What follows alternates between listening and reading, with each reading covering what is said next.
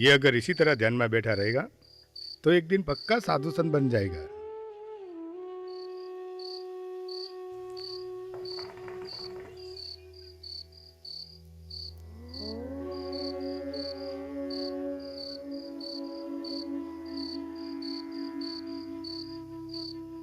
इतने बड़े कारोबार का वारिस कहीं साधु बन गया तो क्या होगा इस कारोबार का? इतनी बड़ी दौलत कौन संभालेगा इसे?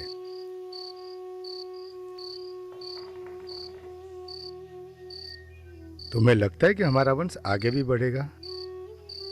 भक्ति करना, भजन करना ये अच्छी बात है, पर यह सब तो संसार में रहकर भी हो सकता है।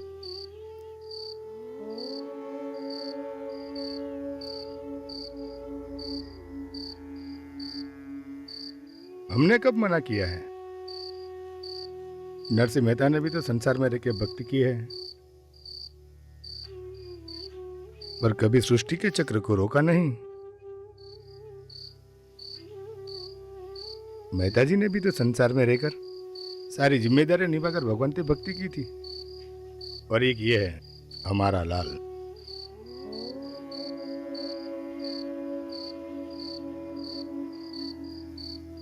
सब कुछ छोड़कर जाने की बात कर रहा है।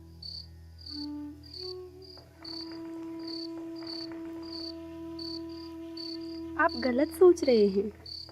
मैं कुछ भी कहती हूँ तो वो कहता है मातृदेवो भव, पितृदेवो भव। अच्छा, माँ बाप की चिंता करता है वो, और मातृदेवो भव, पितृदेवो भव भी बोलता है वो।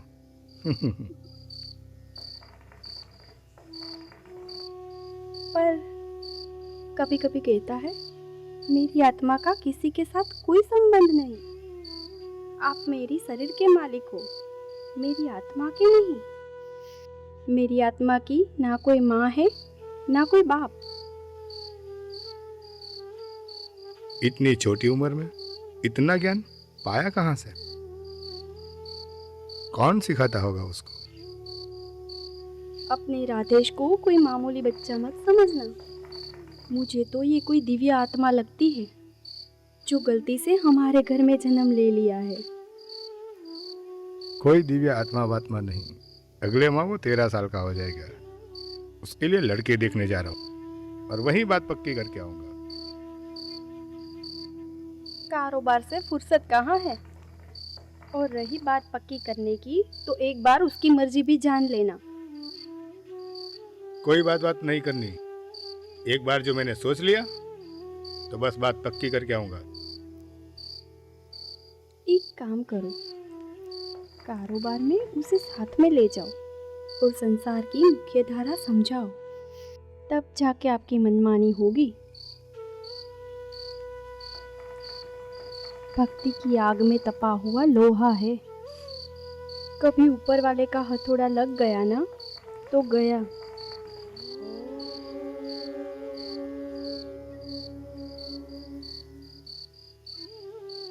शीला, जाओ भोजन की तैयारी करो।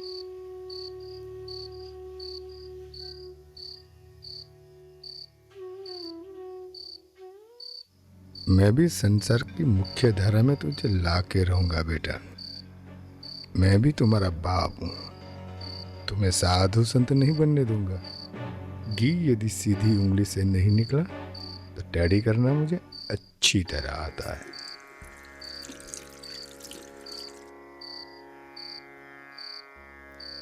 हे ईश्वर, उसे भी भोजन दो मुझसे पहले, जो मेरे आसपास में कोई भूखा बैठा हो।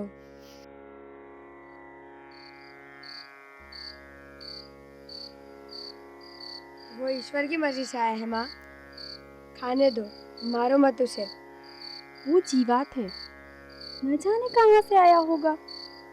कण कण में परमात्मा है, तो वो तो परमात्मा से ही मिलकर आया होगा।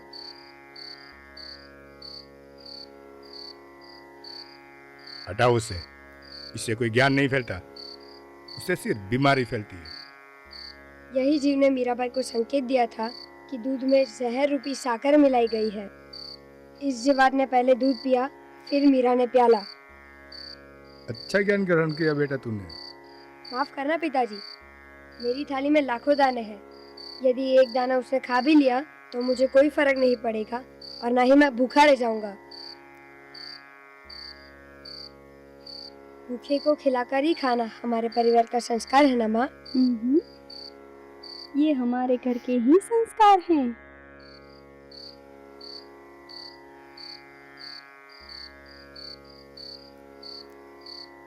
सबकी सोचता है तो कभी अपने मावतर के बारे में भी सोच। कारोबार में मेरा हाथ बढ़ाओ, शादी करो, गृहस्थी जीवन जियो, वंश बढ़ाओ। ये भी तो ईश्वर की ही रचना है। अच्छी बात है पिताजी। बाहर जब नरसिंह मेहता जी के जीवन पर चर्चा हो रही थी तो ये भी सीखने की जरूरत थी कि उन्हें अपने वंश का कभी नहीं सोचा। वो चाहते तो अपना बेटा जीवित कर सकते थे पर ऐसा नहीं किया और न ही उसके जाने का कोई शौक किया। आत्मा का किसी के साथ कोई संबंध नहीं होता पिताजी।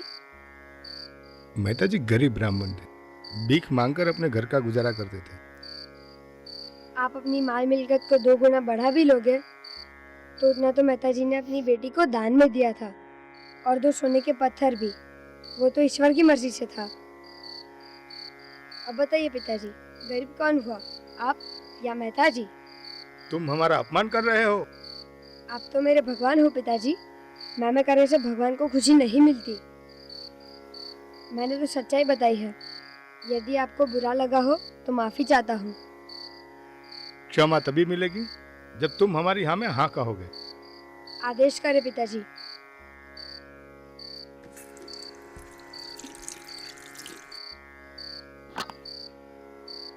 अगले माह तुम 13 साल के हो जाओगे। तुम्हारे लिए लड़की देखने जा रहा हूँ। कुछ कहना है तुमको? अगले पल क्या होने वाला है पता नहीं। आप तो आने वाले साल की बात कर रहे हो। अच्छी बात है, मुझे कुछ नहीं कहना। हे भगवान, कब समझेगा ये माँ बाप की भावनाओं को। वर्तमान में जीना चाहिए। भविष्य कभी ना पूरा होने वाला सुनहरी सपना है। हे ईश्वर, भोजन के लिए मैं आपका आभारी हूँ।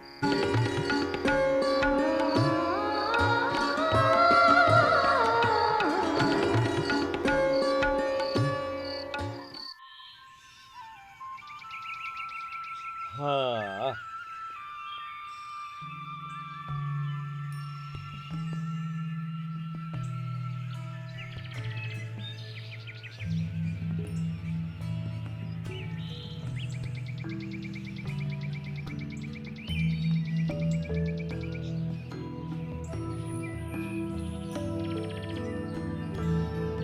जय श्री हरि। जय श्री हरि। बहुत देर कर दी आने में। बहस करने में समय निकल गया, मुख्य धारा में वापस आने में भी समय लग गया। भीमसेन, महाराज के भोजन की तैयारी हाँ करो। हुजूर, करवा देता हूँ। नहीं नहीं, भोजन की कोई आवश्यकता नहीं। बताइए, आपकी समस्या क्या है? इतने बड़े कारोबार का एकलौता वारिस भक्ति मार्ग की तरफ बहुत आगे बढ़ रहा है। ये तो बहुत अच्छी बात है, पर इसमें मैं क्या कर सकता हूँ? आइए। जी। वो जो पूर्णमासी के दिन जिस लड़की की आपने बात की थी ना, जी। वहाँ बात चलाइए और हो सके तो उन्हें हमारा मेहमान भी बनाइए जी, ताकि ये बात भी हो जाए और लड़के को भी देख ले। पर आपने तो कहा था कि लड़का अभी बहुत छोटा है। हाँ, कहा तो था, पर अब हमें करना है, नहीं तो तीर कमान से निकल जाएगा। तो बात यहाँ तक पहुंची। हाँ। यजमान, कल ही आपके घर स्नेह मिलन करवा देते हैं, वहीं सारी बातें हो जाएंगी। यदि ये बात तय हो गई तो मैं आपको खुश कर दूंगा। जय श्री हरि। जय श्री हरि।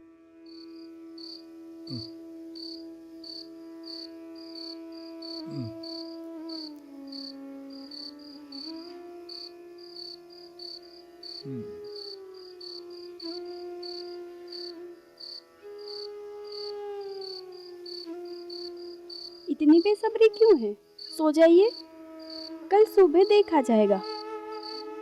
आप चिंतित ना हो, वो समय से आ जाएगा। न जाने कब वो समय आएगा। तुम्हें कुछ नहीं होता? होता तो है, कहीं कुछ गड़बड़ कर दी तो? तभी तो उन लोगों के आने से पहले सारी बात तय जो हो जाए, बस फिर सब लड़का देखना ही रह जाए। आप चिंतित ना हो, सो जाइए, परमात्मा सब ठीक कर देंगे।